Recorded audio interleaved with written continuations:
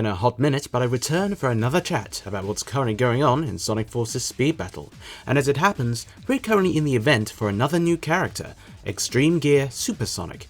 The fourth version of Supersonic that we've gotten in Speed Battle, following Modern, Classic and Movie. Extreme Gear Supersonic, of course, comes from Sonic Riders, but he's an interesting pick in the way that Supersonic was never really relevant in Sonic Riders. He was always just an unlockable, and he played slightly differently in each of the three games, whether it be a skin for the entire race with stat boosts, or a more conventional collect rings, transform, boost to win kind of strategy. I mean, let's be clear, this whole thing is strictly aura farming. He doesn't need the super form in an extreme gear race, he's just trying to ruin everyone's day. Such an inconsiderate show-off. Anyway, enough of that. Is he any good, and how does he stack up against the direct competition, namely Extreme Gear Sonic and Extreme Gear Shadow? Let's run through his stats, which seem strong on paper.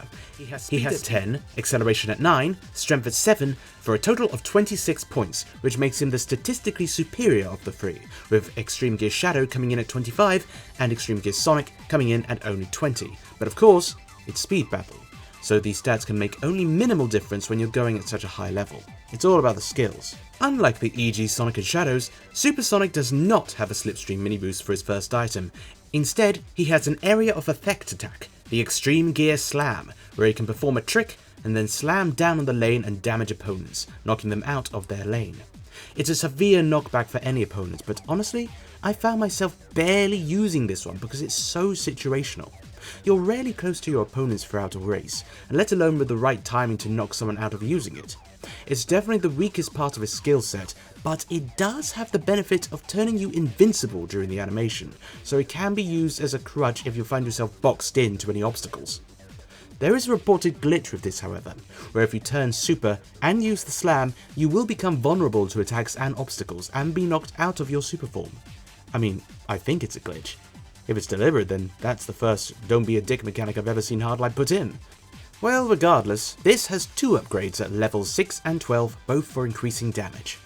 His second item is obviously the super form, replacing the boost and the shield as usual. 80 rings to activate, 100 rings for the peak, speed upgrades at levels 2, 8 and 14. With super forms, I always believe that you should use them near the end of the race. I've never believed that you use them twice, like say halfway through or at the beginning.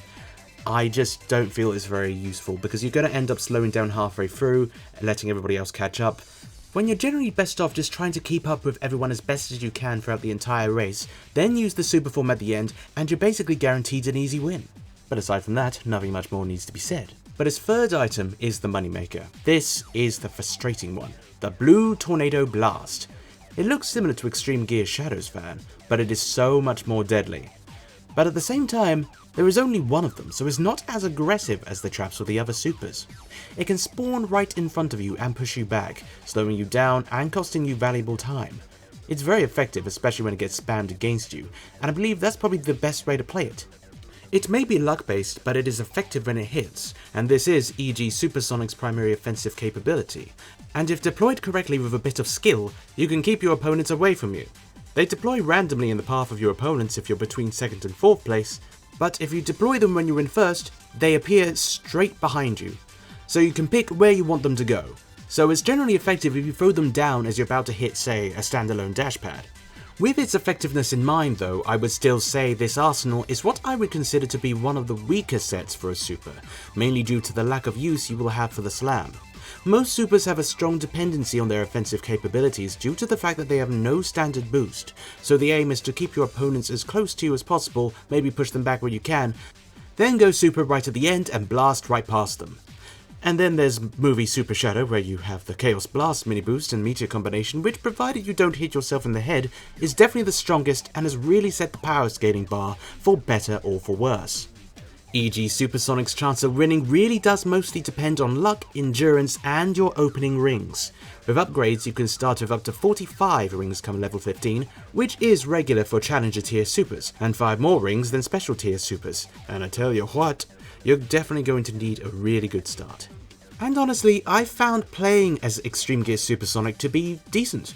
He's definitely fun to play as, and there is an element of satisfaction you get when you push a racer back. He is definitely not a broken character, he is not overpowered in the slightest, he is quite balanced, and if anything, I would say he could probably do with a little bit of a buff. I just wouldn't know where exactly to put it. I've managed to win quite a few games with him, and I've also lost quite a few games with him as well. I found that your fate can be decided within the first 15 seconds of the game if you take too much damage early on, because you will soon discover that first place will become impossible because you have no way of properly catching up, short of either getting extremely lucky with your fan deployments, or your opponents try to destroy each other above you, or the extremely risky and inadvisable third option, going super early. High risk, not so sure of the reward. Warning. That said, disclaimer, it may just be my own skill issue. Trust me, I'm aware of my own idiot plays from time to time because they are very frequent. I got hit with a single fireball and then a single blue tornado blast, and it was too late. The sizable gap was formed, I was cooked. If I were to describe playing against him, he doesn't really fill me with any sense of dread like characters such as Super Movie Shadow, Neo Metal Sonic, or even Boss Cage Sonic do.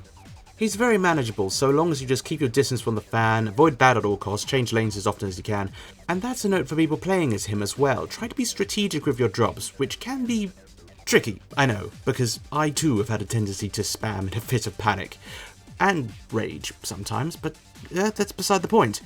I haven't faced a particularly high level Extreme Gear Supersonic yet, but I would advise, if you're going for champion, then get him up to say at least level 9 for the 30 ring starting count, because it will prove crucial. Now, comparing him to Extreme Gear Sonic and Extreme Gear Shadow, unfortunately I would say that Extreme Gear Supersonic is the weakest of the three, especially post-buff for the prior two. E.g. Shadow especially is just a cut above the other two, since at the time of recording he can benefit and get a boost from two of E.g. Sonic's items, the Pit Stop and the Blue Tornado, meaning that a matchup between Shadow and Sonic is heavily in Shadow's favour, bar the Slipstream. But against anyone else, E.g. Supersonic's Tornado Trap is deadly, and of course, E.g. Shadow's Fan Trap is a mild inconvenience at worst, so there are elements of balance here. For Extreme Gear Supersonic overall, he is worth getting and upgrading, but he isn't the racer I would put all your eggs in for. He is the worst EG branded racer in my opinion, and he is also far from the best super, but he is still a good character. Is he worth a million rings? I don't know. It is definitely worth getting him up to level 9, but we'll have to see what Hardlight does with him in the future to justify investing in the expensive back third of his upgrades. But if you are getting him up to a high level, then do let me know how it is in the comments. I would love to know how he plays at say level 14 or 15, because I can't imagine it being too different to level 9 or 10, but if it emerges that there really is a dramatic difference between his performances at say level 9 or level 14, then I would love to know. But that's my opinion on Extreme Gear Supersonic. So for now, I will leave you with my favourite game that I've managed to record, featuring my level 9 Extreme Gear Supersonic versus a level 8 Neo Metal Sonic.